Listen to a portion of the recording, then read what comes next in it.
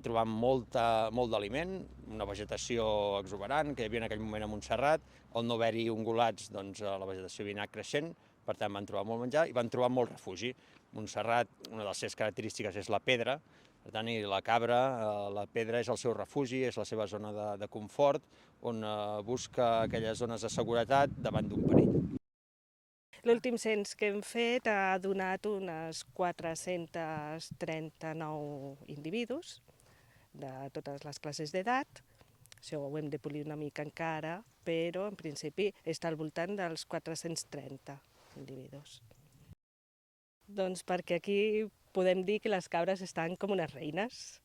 Tenen molta alimentació, tenen molta tranquil·litat perquè no tenen depredadors i el clima també és molt favorable per a elles. Això fa que estiguin molt a gust. Arribaríem al punt de saturació, vull dir, arribaria a un punt que aquests animals, quan s'introdueix una espècie és el que passa, vull dir, si s'adapta, té una tendència a l'alça fins que s'estabilitza. El que no volem és que arribi de manera natural a l'estabilització, perquè llavors ja és pèrdua de qualitat dels animals, vull dir, patiria més, hi haurien malalties que faria que es regulessin i es regularien a partir de malalties i, òbviament, se'n ressentiria l'hàbitat.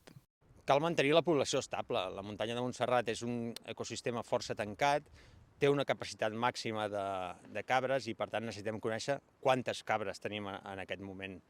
En base a 7 equips, 5, 6, 7 equips d'agents rurals que fan el cens a peu, amb prismàtics, veient com són aquests animals, determinant l'edat d'aquests animals, el sexe d'aquests animals i també amb l'ajuda de drons i càmeres tèrmiques que ens ajuden a arribar en aquelles zones que són de més difícil accés, zones de molta canal, zones on seria difícil veure-les en persona i en canvi els drons, la tecnologia ens ajuda a poder localitzar aquests animals. Com us he dit abans, la cabra no té depredador natural aquí a la muntanya de Montserrat, tan sols el llop o l'ós serien grans depredadors que podrien mantenir aquesta població estable.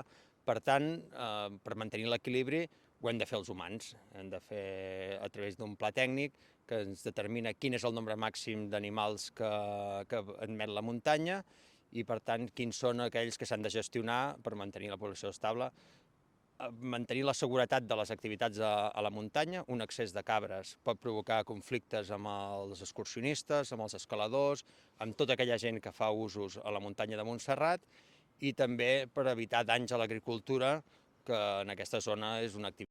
A veure, el límit és molt difícil de calcular, perquè en principi en aquest hàbitat en cabrien encara més cabres. El que passa és que sempre s'ha de buscar també, com és una muntanya tan humanitzada, s'ha de buscar un equilibri amb tota la resta de les activitats que es fan, com l'escalada, l'excursionisme. Llavors no s'intenta que es dispari la població. Es fan controls per mantenir-la en uns nivells més baixos de lo que l'hàbitat en si permetria. Llavors, que hi hagi una baixa densitat, això fa que si hi sortís malalties doncs no es transmeten, es fan analítiques a tots els individus que es capturen i es fa un control perquè es vegi que sanitàriament està tot bé.